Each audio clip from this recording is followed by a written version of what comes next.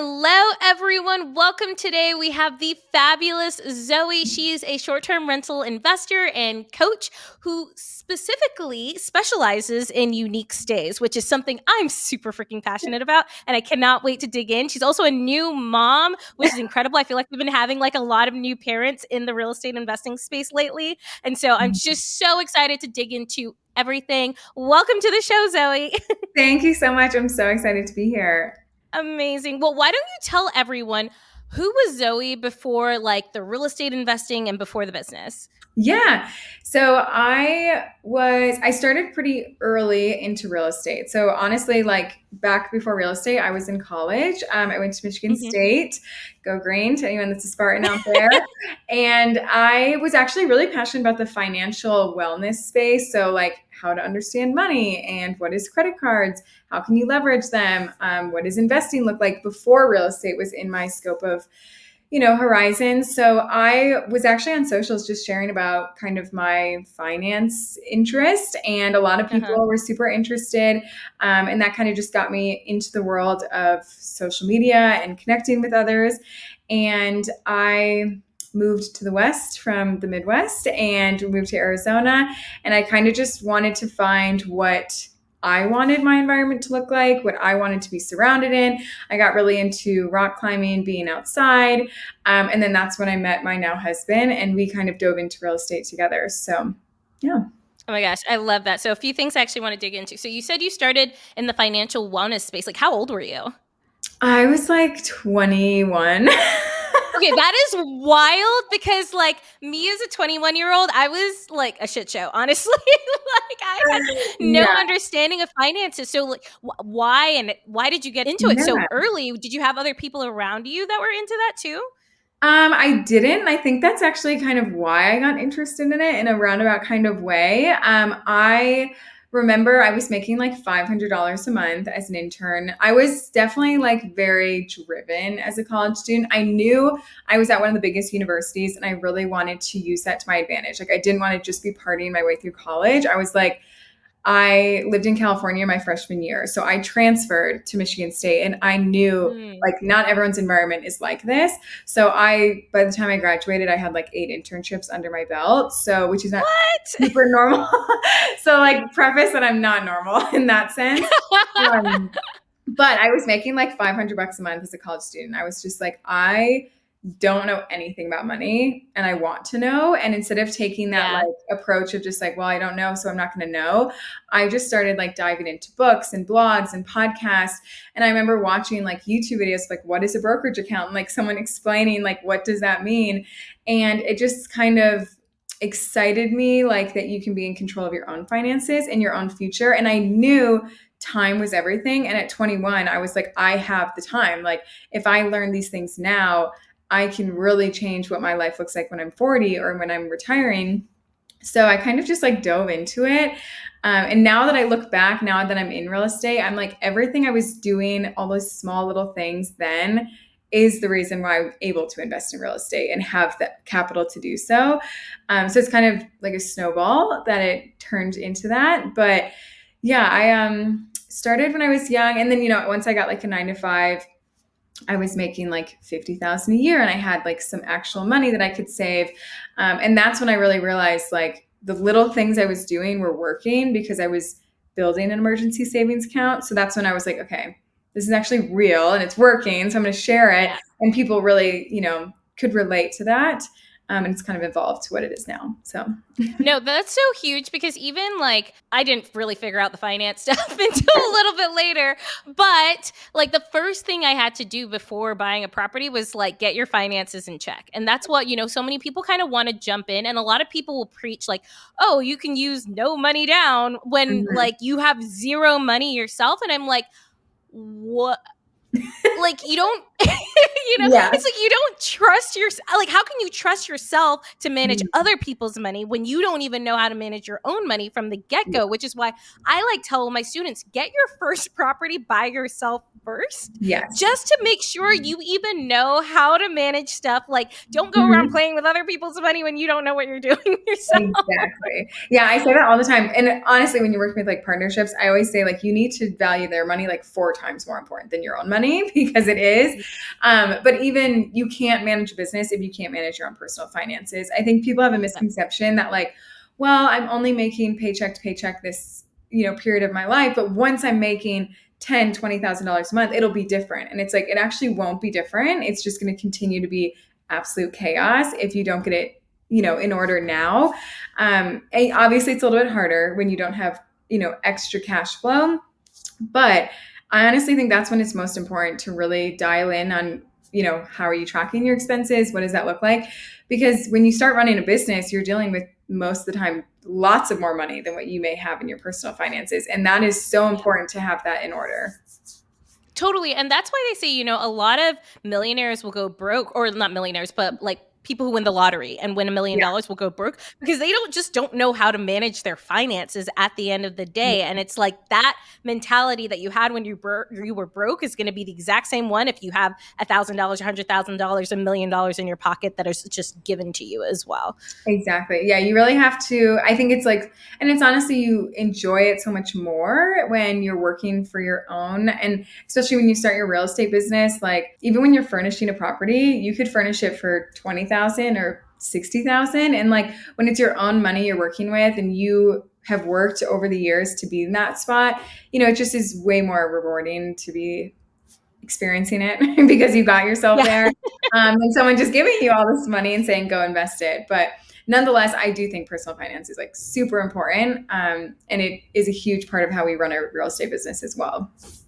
Totally. So I just out of curiosity, did people at school just like think you were weird? Like any like just like genuine question. Yes. Oh my gosh. Yeah, I will say when I was in college, I was, and this is like to anyone that is maybe listening that is in college or just in a social circle post college that's like, I know that this is not where I'm supposed to be. I definitely, when I was in school, like I would go to like the parties and stuff. I knew that like I'm not going to ever experience a culture like that again, like with 26-year-olds running the world. So I was like I took part in those things. But I always used to say, like, I know that these are not the best 4 years of my life. Like, they better not be because, Oh yeah, my god. Yeah. like, I'm like, this is not it. Like, their life is so much more than just this. So I definitely tried to like partake in like the social world, but I actually many times, especially towards my senior year, like I would go out and not choose to drink at all. I personally don't drink anymore. It's been like 4.5 years and I'm only 26. So like I am still pretty young in that world. Totally. But I definitely knew like, I just don't think this is like the best way to live. And when I wanted to talk about money, people were just like, what? Like I wanted to talk about like businesses and money and like internships. And that definitely was not like the choice of a conversation in college. No, completely. And I completely understand that. So I recently just kind of cut out alcohol, like Mhm. very occasionally drink for big events like Yeah. weddings. And even then I'm like, am I going to drink at those Yes. at this point, which is so wild. Cause I used to be like a major party girl. Like anyone who Mhm. knows me from my youth knew that I was the one throwing the dopest parties and I still do, but Yeah. I just don't drink now, Yeah. which is funny. Yeah. But it is really crazy because you kind of get sucked into this environment and it's just like the norm, right? And you Yeah. get so sucked into whatever is the norm, even if for you feel like it's not quite it and you Mhm. feel resistance whenever you try to get out of that, but you have to kind of just like stay true to yourself. So that's so incredible that you just like realize that from such a young age. Cause I think for so many people, they don't realize it till they're like 40 or 50 or, you know? Yes. Yeah, I will say I think something that I would, and I don't think it's like coincidental because my siblings are both younger than me and they both don't drink and they chose, my brother like basically is always on the side of Yosemite or a glacier or something absolutely wild, sleeping on portaledges. So I definitely don't think it's like just me. I think there's a lot to like our upraising and what we kind of were surrounded with, which I take note of for my daughter. But yeah, I do think, I wish I would have known like it's okay to like step out of a circle or find new friends if they're not serving you. what do people spend their time doing? If that's not aligned with what you want to be doing, like there's people out there that will do what you want. So don't be afraid to go follow Totally. them, even if it's a little uncomfortable or you kind of have to like separate a little bit. It's like no harsh feelings, but your environment is so important and it is going to be the reason where you are if you want to be in that spot. So even in your 20s, like it's okay to take that different path. Totally. And it's also important to note some people go the very drastic measure and they're like, I'm cutting these people out from my life completely. But like I have like so many good, amazing, wonderful friends where we do have we do different things, we Yes. talk about different things, and that's totally fine. I think it's also just remembering sometimes it just means making a new circle of friends that you also hang out with that are able to satisfy like that new thing that you're trying to do. Yes, exactly. Yeah, I completely relate with that. And it's cool how you kind of like find those friends and they evolve with you. A lot of my friends that like Yeah. we used to spend the weekends rock climbing. Now we're all new moms experiencing this together. Aw. And it's cool, we're aligned like in our values that different seasons of life we can still serve each other as friends, not just the party phase where like that's the only thing you can relate on. Oh, I love that you said that. So freaking true. So freaking true. Me and my friends now, we play a lot of puzzles and stuff. Yeah. I'm like, Yeah. wow, 21-year-old Olivia would be shocked right now. Yes. Right. But it's the funny thing, I also love that you said that, like, you knew right away that your years in college or your early years Mhm. weren't going to be the best years of your life. I literally just texted my friend earlier today, and I was like, it's crazy that the world makes us think that, like, college and our 20s are the best years of my life because I'm turning 30 later this year. And Mhm. I'm just like, I feel like like the 30s are where it's at because I just have so much more clarity in terms of what I'm doing with my life. And it doesn't feel like a shit show. Right. Like it did in my 20s. And that's what, like, anyone who is listening to this that is like in their early 20s or mid 20s or even in their teens, it gets better. It just keeps getting better and better and better. Like it really does. It's so true. I always say to people, I'm like, I love adulting. Like you get to like pick how you want to live. You get to decide how much money you want to make. If you don't want to make a lot of money, how you want to live. I'm like, it's like you literally get to build your own reality. But I obviously think, your mindset is super important to actually build the environment and reality you want. But yeah, I'm like, it's like I tell people that are in college, I'm like, it's like so fun, you guys. You just like make your own life how you want to. So look forward to it. So, what are ways that you've actually been able to work on your mindset? Yeah, I would say my biggest thing is I really try to be positive in all realms of life. So we actually just read a book in the short term rental book club where anytime you complain about something, you also say something you're grateful for. And I feel like that's something that I've always tried to practice. And honestly, and I'm not trying to like belittle people's problems when I say this, but like most of the time, it's just not that big of a deal. Like it's just Yeah. not the end of the world. Like it's going to be okay. Yeah. And I really feel like that keeps the load really light in terms of what's happening or the problems you're facing or the challenges. Like there's almost always going to be a solution. And if there's not, it's a great lesson that you're going to learn from. But I just really have practiced positive mindset. And I Totally. really do believe like, intentional goal setting is very powerful, like writing your thoughts down, writing your goals down. The top 5 people you're around the most are going to dictate basically how they're living. You're probably going to live pretty similar. So take note of that. And I think just valuing my time is very important because that's something Yeah. that I've had to learn. And I think even when you get wrapped up in these like real estate projects or something, you still have to take time for your mental health, your physical health. That's how you're going to be your best self, especially as a new mom. I have a 4-month-old. So that is a whole different realm of things in terms of taking care of yourself. But your mindset is so important. If you don't believe you can do it, you won't do it. Like you have to be your biggest cheerleader for sure.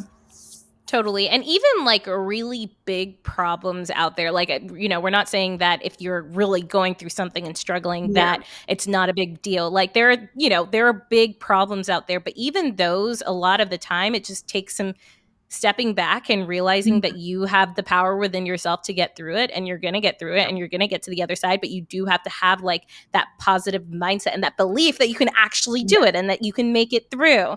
So Yeah. Yeah, I exactly. love And I that. remember, I'm not, yeah, like problems are real and there's things that you don't have to do by yourself. I think that's also super important. But I remember even when I had like just graduated college, I was out of like a long relationship that ended like so toxic. And I even remember like I would have a notes on my phone of just things that I was like grateful for and wanted to remember, even in the times that it was like hard to be like, oh my gosh, is there going to be light at the end of the tunnel ever? And I would just like read those notes on my phone just to remember like it's gonna get better. Those aren't gonna be your days forever. And now looking back, that feels like a lifetime ago. So there's always the other side is coming every time.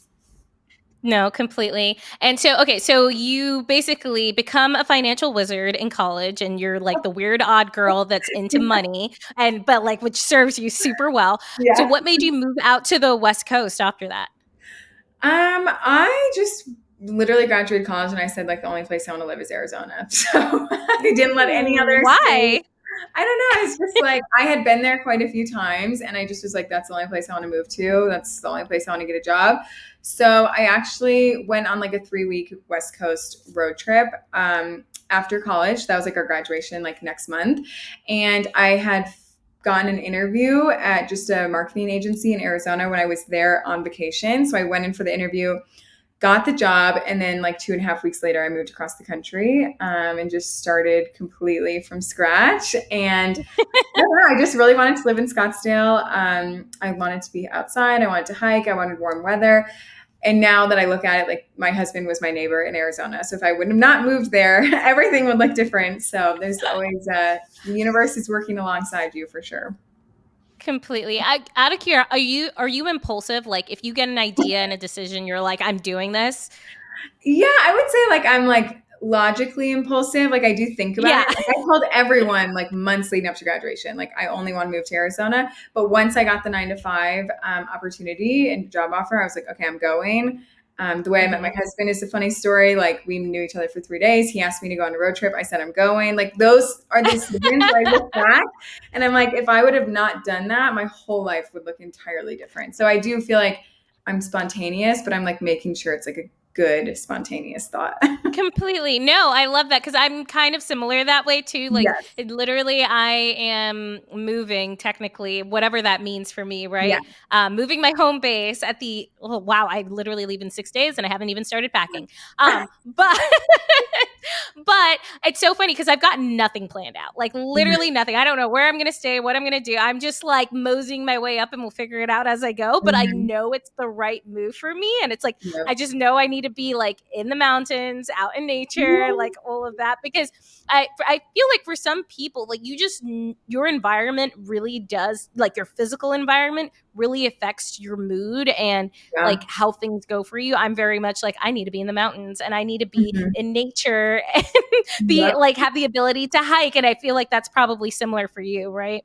Oh yeah, definitely. I That was why I wanted to move to the West Coast. Like I know it's expensive and I know it's like, you have to make more to like live the quality of life versus the Midwest where I'm from. But honestly, like that's a thing I'm not willing to settle on is my environment and Yeah. it's so important and I saw something someone said that the two most important decisions you make is who you marry and the place you choose to live and I Yep. completely agree with that.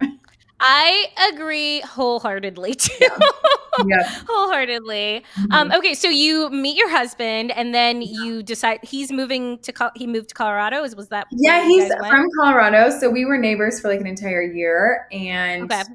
always kind of ran into each other at the gym, but I was too shy to talk to him. He was too shy to talk to me. And then 3 days before he moved out, we went to dinner, hung out those 3 days, and he was like, okay, I'm moving back to Colorado. And before he mentioned it, I was like, I should go back, like road trip with him. Like it's like 12 hours. That would be fun. But I didn't invite myself. So I was like, okay, like have Right. fun. And then he's like, do you want to come? And I was like, yeah, I'll come. And I was like, Yeah. don't invite me. Don't invite me if you don't want me to come. Like, don't be nice because I will come. So like, if you actually want me to come, okay. And then he was like, yeah. So I showed up like at his door like 6 a.m. with like a backpack. That's all I brought, Oh my thinking gosh. like, oh, I'll just go to Colorado for like 3 days, then I'll go to Montana or something and visit my family. And then we got back and I never left. And here we are today. So I I love that. Wait, so Yeah. what were you doing for work at the time? Were you able to work remotely Yeah, or? pandemic had just started. So that was like March Mm, 2020 and it was June 2020. And actually, this is where I'm telling you guys, like the universe has bigger plans for you than you think. So the week mhm. before we left, I went remote with my job. So like literally a week before I wouldn't have worked.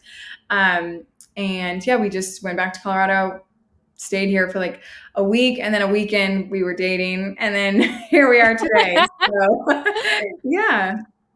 I love that. Okay, so then how did you get into real estate after that?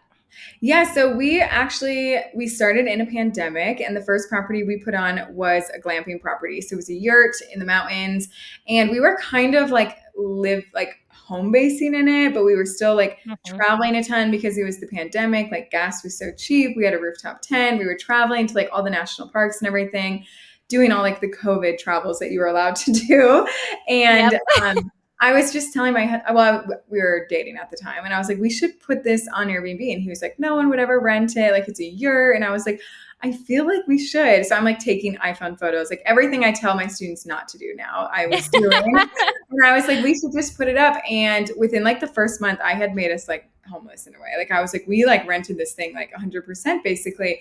So we decided to rent it out and just travel in the rooftop tent. We would do like weeks at a time, different places, and travel where we could. And that was our first dabble at real estate. And then honestly, I think about like 6 months in, we were like, this is working. Like, this is a real thing. People were paying a lot of money to stay in a glamping property. And it completely pivoted our entire vision and goals of what we wanted to do. So that was kind of our first stab at it. I didn't know anyone doing Airbnb. I didn't have any podcasts, all the things that people now have. Like, we were just straight up doing it, completely unaware of the way you're supposed to. Oh my gosh. So did you guys own that property or were you like okay. Yeah, so yeah, we did own the property. It was a property that my now husband had purchased, and Mm. there he wasn't really maximizing the property to what it was capable of in terms of he basically built it and then moved to Arizona for flight school and just left. So he built the yurt. He did, yeah. That's so cool. I love that. That's Yeah. awesome. Yeah, we kind of have a duo. I always say like my husband is hands-on all the way up until we're live, and then once we're live, he's hands-off and it's all me. Yeah. And we kind of dabble in between here and there on both phases, but we definitely have a duo that we have seen like where our skills are, and we've kind of specified to keep our business in that realm of unique stays and developing land, extensive renovations. So that's kind of where we have fallen into. And it's a lot of fun. There's a lot of learning that comes with, extensive renovations and building and developing and stuff. A lot more than turnkey properties, I think. But where we choose to invest, the mountains, it's super expensive. These are one of the ways that we can get into these markets where if you were to buy turnkey, you need to have $1,000,000+. So it's kind Yeah. of what we've fallen into, but it's a ton of fun. Lots of learning Okay, lessons so along the way. I'm so curious. Like, what's your mortgage on that property, or is it financed? Or okay, Yeah. so yeah, what's your mortgage on Yeah. that property versus like how much do you make on it? Oh, yeah, for sure. So we do specify some land hacking deals if we can. So land hacking is having multiple income streams on one property. So this property is 35 acres and it is zoned for two structures. So we have a yurt and the house on it right now. And I always say the yurt doesn't really have any expenses because it's land hacked. So Yeah. I kind of just am like the house the yurt is seasonal. It doesn't rent full year. It could, but I'm not doing that. Like, I'm smarter than that. I'm not putting people in there Yeah. with 30 Yeah. days out. So I let the house carry all of the expenses of the property. But our mortgage is about $2,100 a month. And the property, one of our biggest months, July is a huge month for us in the mountains. That property with two stays brings in about 19 to 20,000. That's So wild. yeah, That's amazing. when you develop land, you're able to put in some of that sweat equity, and the property, what we owe on it versus what it's valued is extensively different. And we even have a Yeah. neighbor who purchased a turnkey, and they bought it $1,000,000+, and what we owe on it is way less than that. So Yeah. that's the benefit of developing.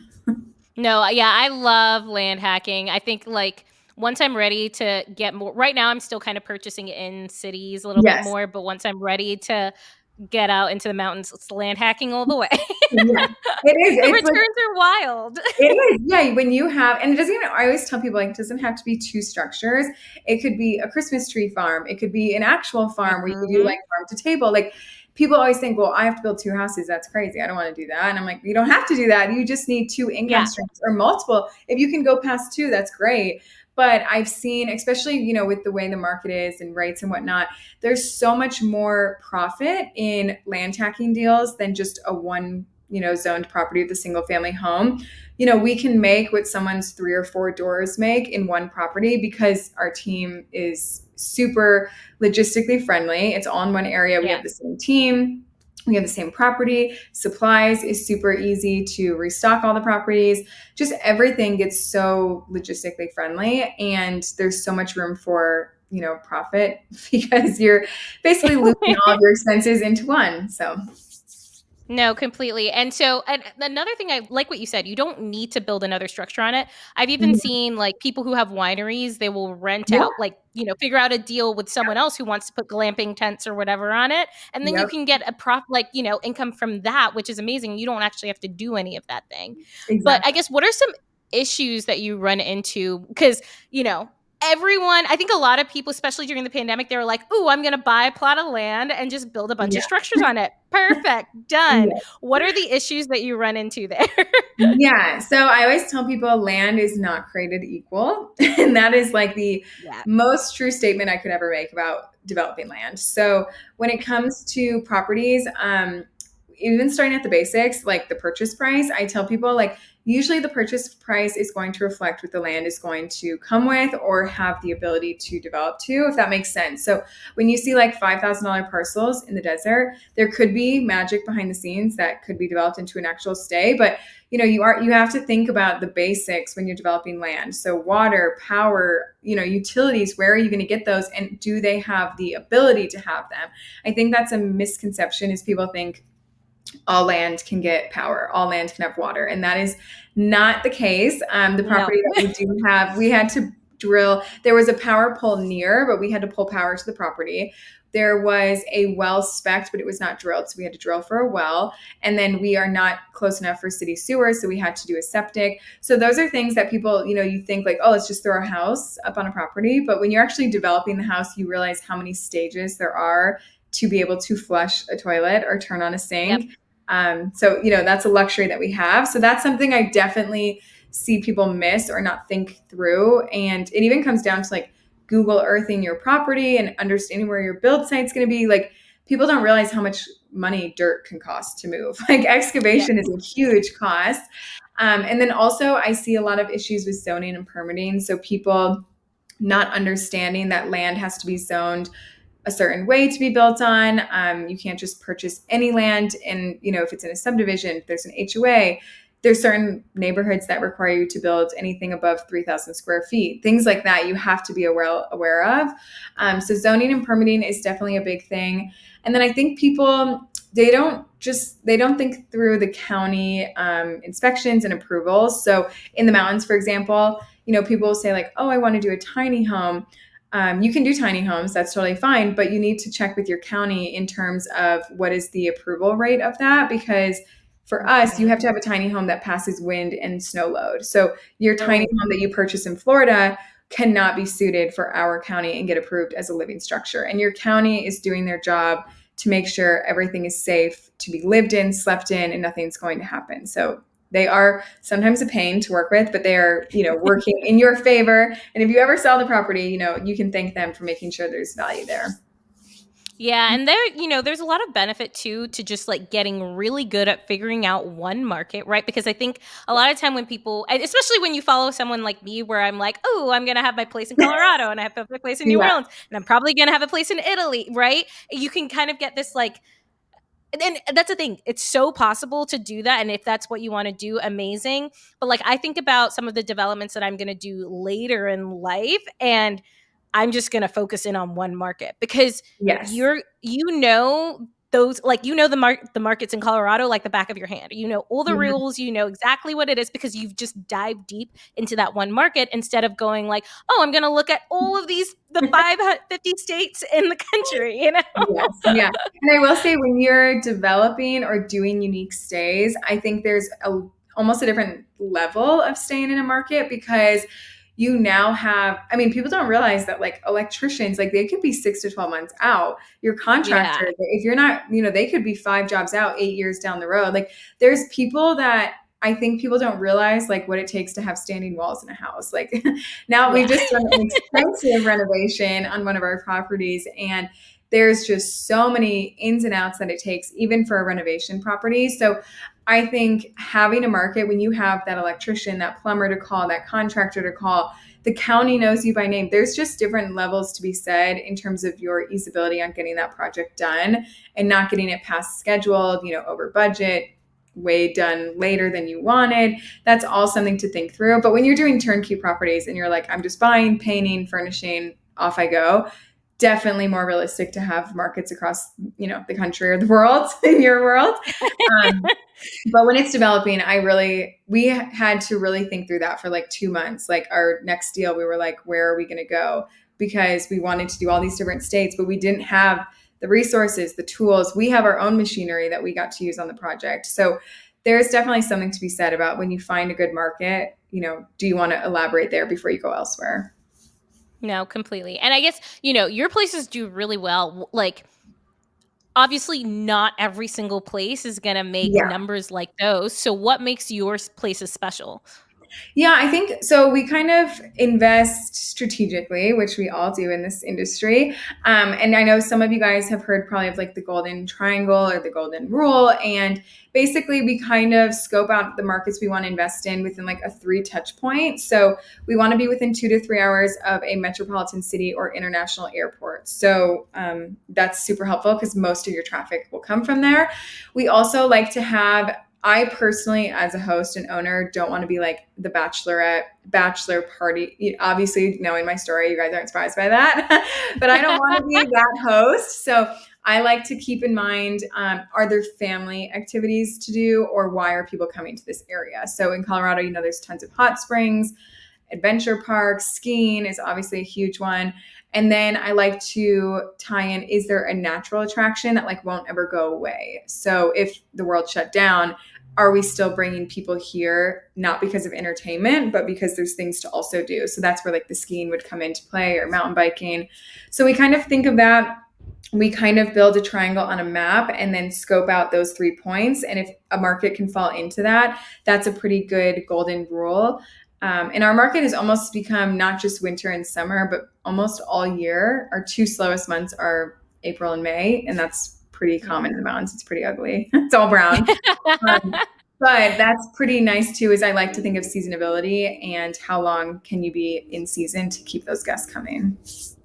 Totally. And so you're doing like a new renovation project right now, or Yes. like not a new Yes. renovation, but a renovation project right now, but you've also done new construction. Correct. Or at Yeah. least, so I guess tell me the differences between that. Because I know we've Oh chatted about that my a little bit.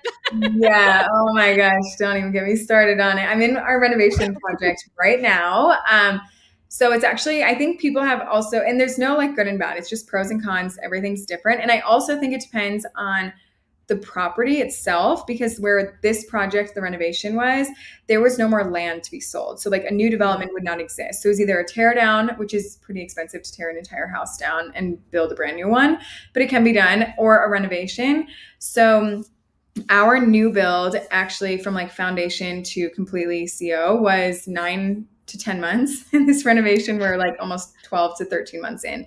So Oh my people gosh. think renovations are faster, and some are, but also at the same time, when it comes to a renovation, we had to do all of the similar things that we had to do for a new build. So we had to get architecture plans, we had to do engineered plans, we had to get them submitted with the county, get approval, inspections. And that's because of how far we went with the renovation. That's not for everyone. Like if you're moving cabinets around, you don't need to probably call your county. But we were moving structured walls. We took every window out. We cut new windows.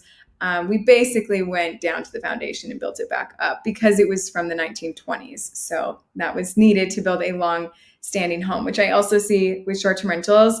There's so much rush to the going live date. When can you start charging? When can you get renters in? Which is important and it is something to think through. But you also, as the owner, want to build a property that has longevity and value to it. And it's not just a quick buck. So we could have made this renovation like half the amount of time, but to do it right and do it correctly, it was a pretty extensive redo that we had to do. We did everything almost. But we have this home for another 100 years now. It was probably only the last like 5 years. No, completely. And it's like people don't realize once you get it live, the chances that you're actually going to go back and like Yeah, exactly. redo it is so Yes. slim. Like the number of times I've always been like, okay, great, we got it up.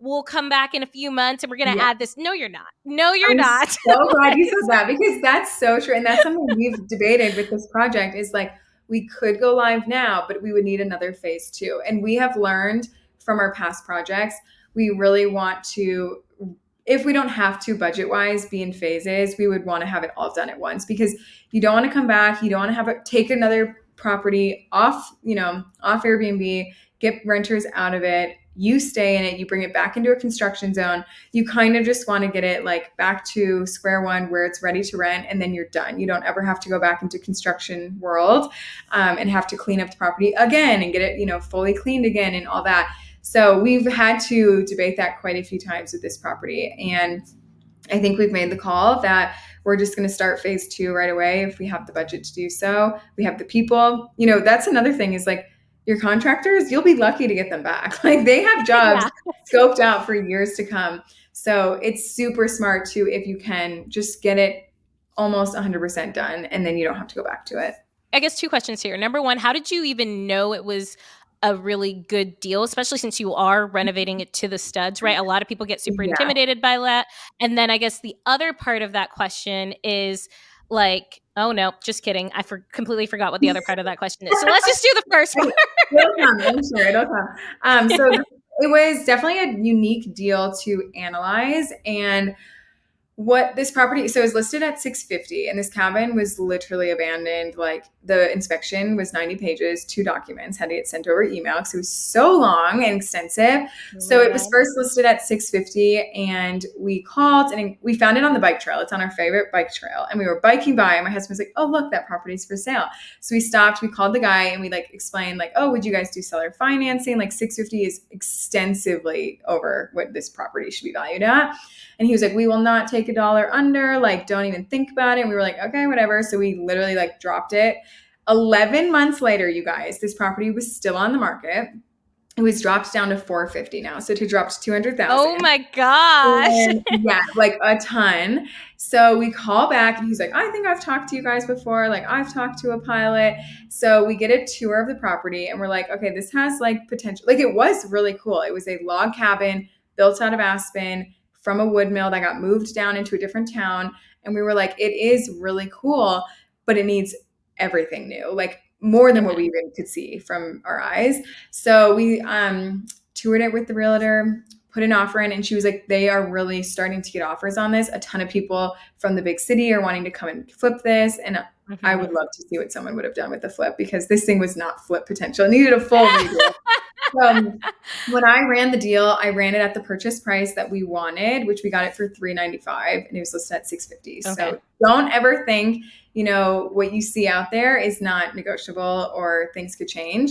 And then I also had to play into what our renovation cost was going to be. And I always try to run that about like 5% over just because material items can go up or labor can be longer than you thought.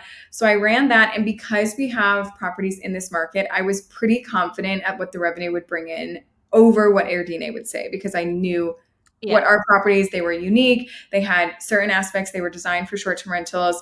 And I knew what the market maybe is projecting 75,000, but we see 120. So I was pretty confident being like 75's on the low end. I think we're going to do like 1 to 120.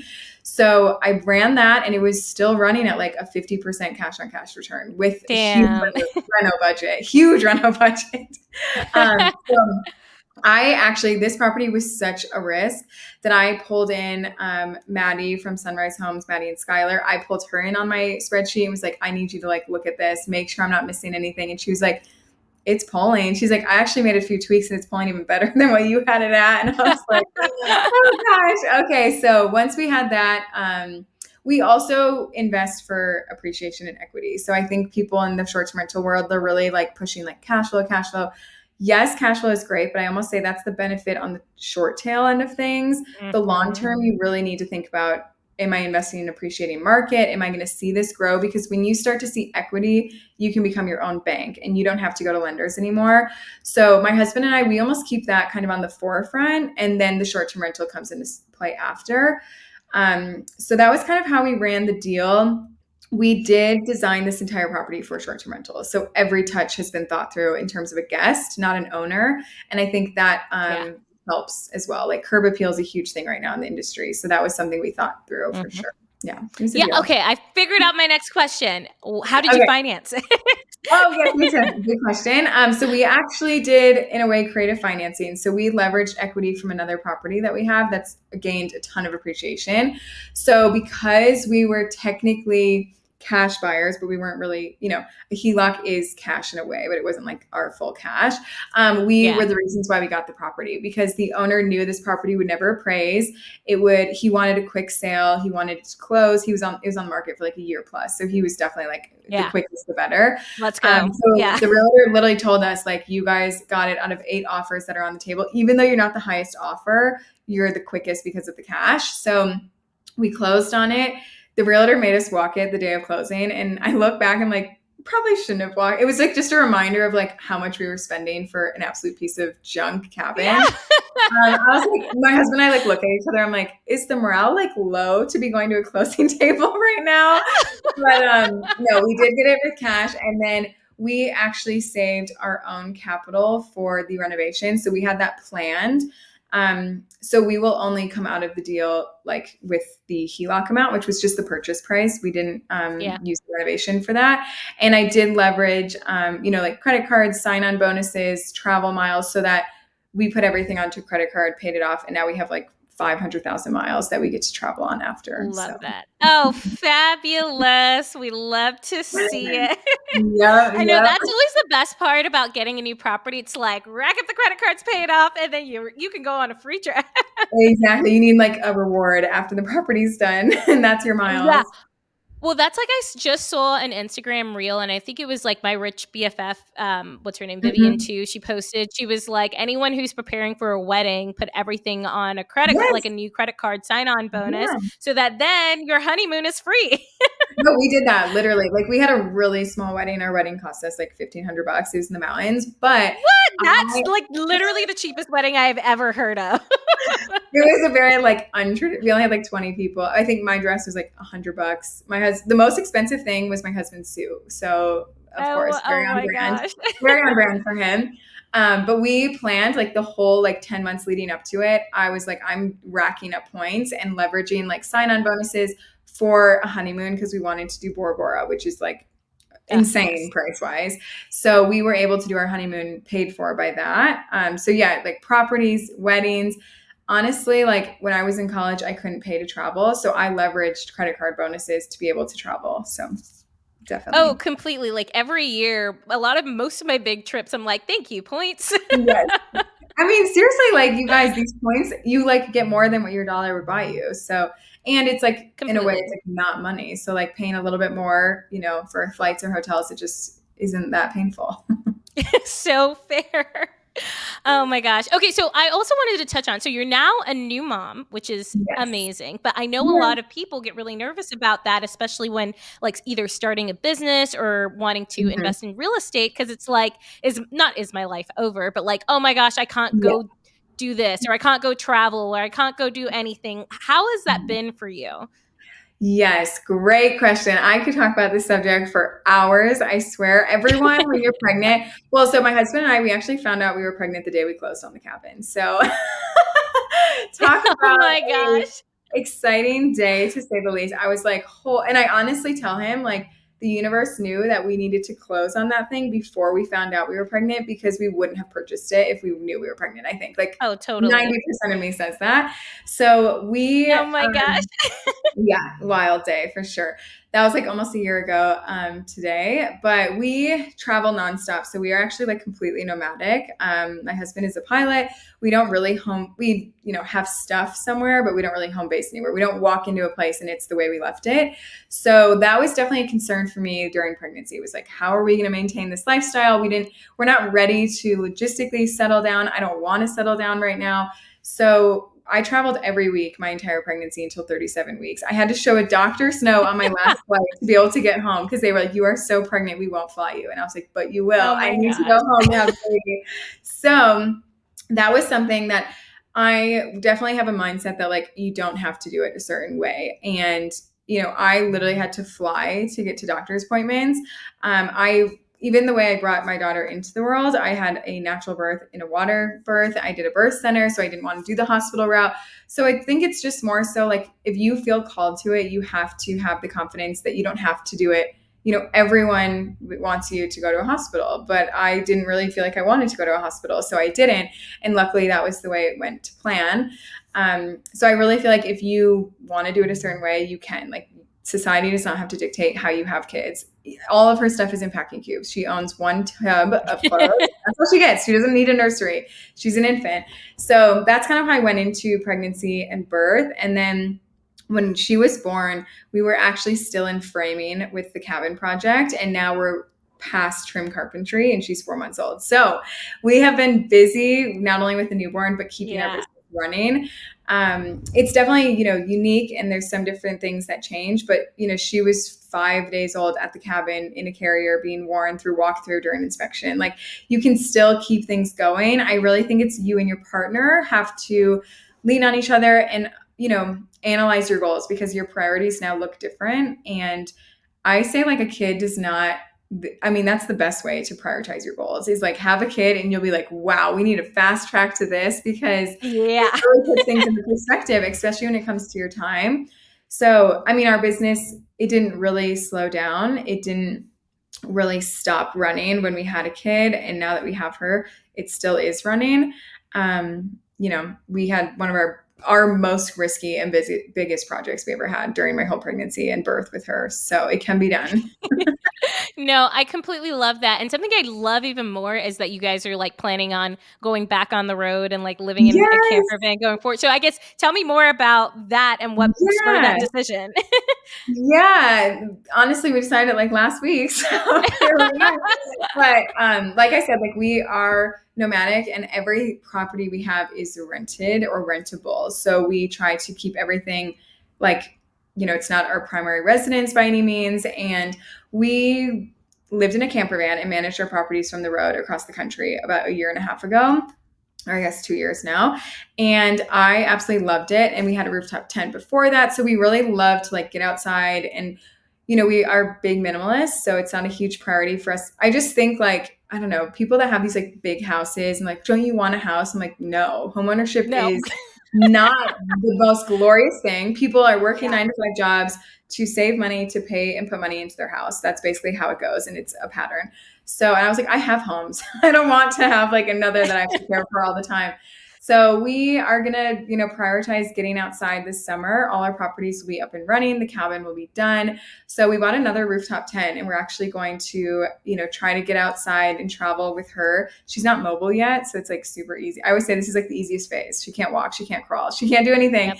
So we're going to get a rooftop tent out. And we just realized last summer was our only summer we didn't have something like that, like a rooftop tent or a camper van. And it really like impacted kind of how we felt summer went and like how fast it went. And we didn't go anywhere. I really wanted to go to like Telluride for my birthday, but it's like $1,000 a night for just a subpar place. And when you have a rooftop tent, like you can go for like $200, pay for your gas and you're good. So we just kind of like sat there and we're like, should we do it? And I was like, I think we should. So we ordered it and we're super excited. And I just know this isn't going to last forever this season. So people, they're like, you can't camp with a baby. And it's like, you can literally do whatever you want with a baby. You just have to pivot or your convenience looks different. But like she doesn't have a nursery. She's fine. She sleeps every night, you guys. Like we're not struggling over here. I think that's a lot of what society tells us they need, and it's just not. If you don't feel like you need it, you don't. If you want it, go ahead, but you don't have to have it. Completely. It's like at the end of the day, it really is your choice. You can do it whatever way you Yes. want. Like, I'm like, when it's so funny because I think, when people tell me a lot of the times, oh, they need a bigger house, right? And I'm like, that's so interesting because I grew up in like a tiny, tiny 2-bedroom apartment with my parents and my grandma and my brother. And, Mhm. like me, my grandma, and my brother all shared a bedroom with a bunk bed, Yep. and it was totally fine. I had a great life growing up. Yep. Didn't, and we like lived in council housing at the time, but like that was wonderful. I don't Yeah, see you that don't as having know. a Yeah. negative, yeah, a negative bringing up in any way, shape, or form. It was wonderful. I had my friends, I had my family, I had my Mhm. brother, my grandma there the entire time. It was like a party every day. Yep, exactly. It's just so interesting to me, especially nowadays, because even when I was trying to buy my first property, I would sometimes get a little sidetracked and I'd see like a single family home. I'm like, well, Mhm. this is what you're supposed to do. And it's like everyone at work, that's what they were doing. They were getting the 2-bedroom, 3-bedroom, 4-bedroom single family house.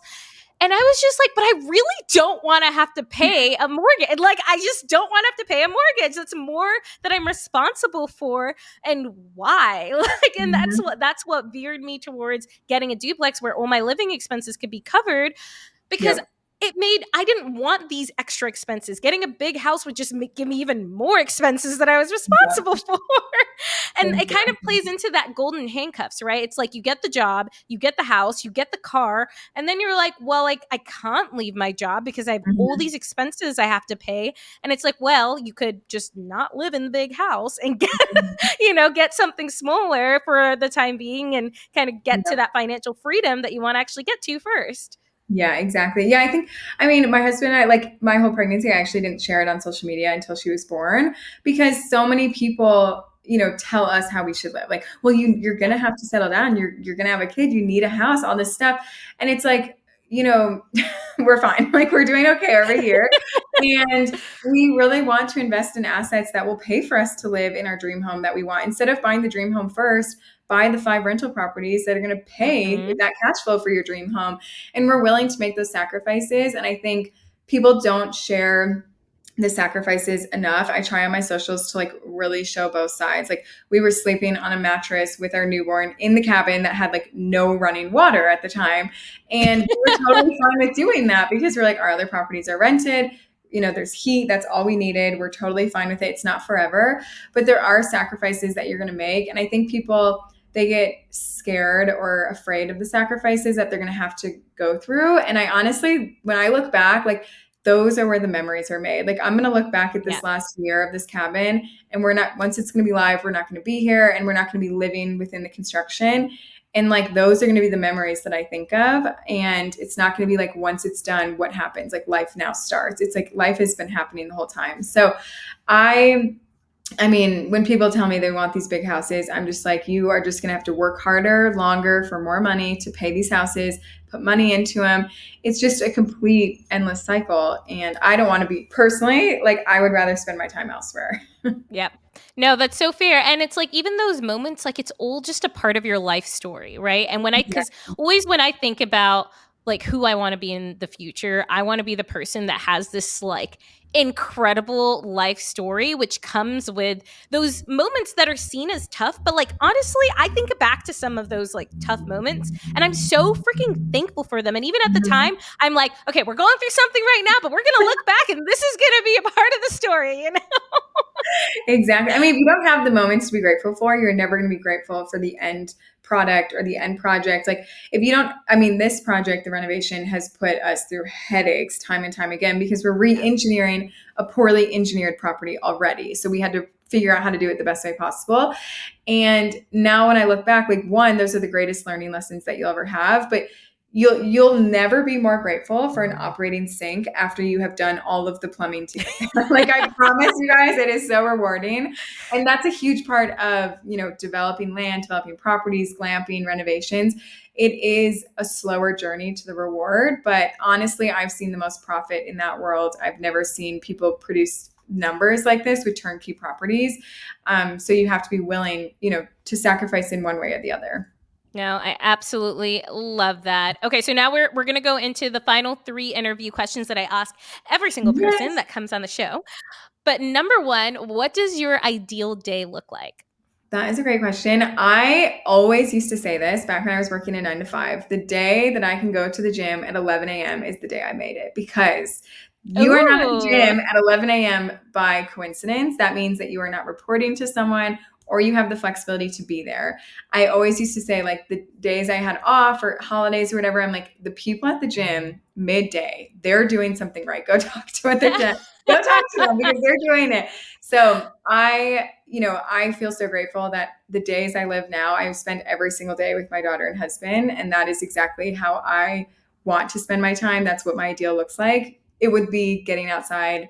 We try to walk her every day in the stroller, go hiking. So it would just be in the mountains with them. But honestly, I feel grateful to say that that is what my reality looks like right now as well. So I'm very grateful. I love that. So wait, so I guess right now, are you getting to the gym at 11 or no? Yeah, sometimes it looks a little different with a baby, but actually one That's of the fair. first places she went was the gym with us. That's something that I see, a lot of new parents. I always thought like someone's going to yell at us for bringing a baby in, and we have brought her into multiple gyms, you guys. We put her on the yoga mat and we do our workout, and like no one has said anything. I'm like, all right, we'll just keep doing it. But we're going to go to the gym after this actually. So I guess it's 2:30. So it's a little bit different than 11 a.m. But, my gym as the new mom is not realistic to show up every single day in a weight room and be able to do what I used to do. So if that means getting outside, yoga in the house with her, playing, doing tummy time, I've really had to shift. Like a workout doesn't not have to happen if it can't be at the gym for an hour and a half like it used to. Like 25 minutes on a yoga mat is just as important as going to a gym. So I feel like my husband gets a little bit more of a luxurious gym experience than I do sometimes because she does need me every 1.5 to 2 hours. But yes, I will be going to the gym today. So that's a win in my book. Amazing. Okay, what is your mantra? I would say right now, there's so many different ones that I could live off of and how I would run a mantra my life. But right now, I would say less is more, Yeah. because that is something that I don't have the time that I used to have. That was like one of the biggest things I underestimated. Like I knew I was productive and could multitask. But once I had a newborn, I was like, this is actually a different level of multitasking and Yeah. getting things done. So right now, I'm really trying to prioritize my time where it's spent in things that I take on. I can't take on everything I used to, work wise, Airbnb wise, real estate. So I'm trying to be very picky about that. And I found that like when you scale back and have less on your plate, you feel more alive and you're living the way you want to. And you can accomplish way more and better. Yes. And yeah. Yes. I know. I've been Mhm. loving, like, I don't know why or how, but I have so many new mom friends I in know. either the real estate investing space or in the entrepreneurial space, just in general. And just seeing how they've really had to shift the way that they work has been super just eye opening for me. And I feel like I just kind of like want to be around more moms so I can learn Yeah. and, kind of get those things in place.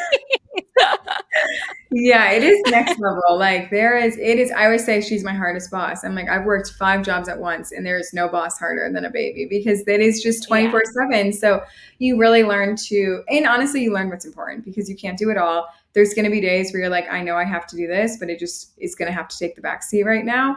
And I think that's, it's a teacher for all of us in a way. Yeah.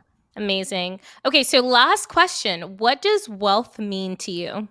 That is a great question. I would say just encompassing this whole conversation, wealth is the freedom that you get out of it. I would love to die with tons of debt and properties, because that's what means that I had the cash flow to live the life I wanted.